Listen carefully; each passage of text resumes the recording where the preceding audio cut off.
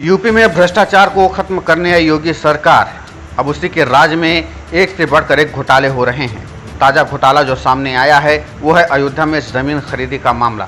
दरअसल आरोप ये है कि राम मंदिर निर्माण के लिए जो ज़मीन खरीदी गई थी उसकी कीमत में भारी हेरफेर किया गया है और 2 करोड़ की ज़मीन को 18 करोड़ में खरीदा गया है।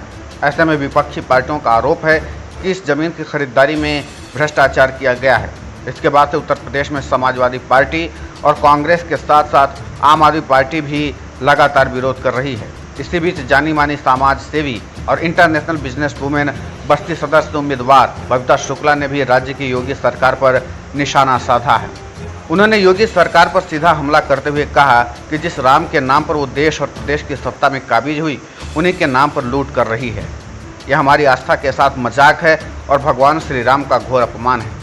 हमें पूरी उम्मीद है कि इस मामले में जो भी धांधली हुई है और भ्रष्टाचार हुआ है उस मामले में गंभीरता से जांच होगी और सभी दोषियों को कठोर सजा मिलेगी, क्योंकि ये बात हमारे आस्था का है और हम अपनी आस्था के साथ मजाक नहीं होने देंगे। आपको बता दें कि इस मामले को लेकर उत्तर प्रदेश के तमाम क्षेत्रीय पार्टियां भी आंदोलित हैं। हालांकि बीजेपी की तरफ से कहा जा रहा है कि ये भ्रामक जानकारी है और इसमें कोई भी सत्यता नहीं है। जिस जमीन की खरीदारी की गई है उस जमीन की उचित कीमत ही दी गई है।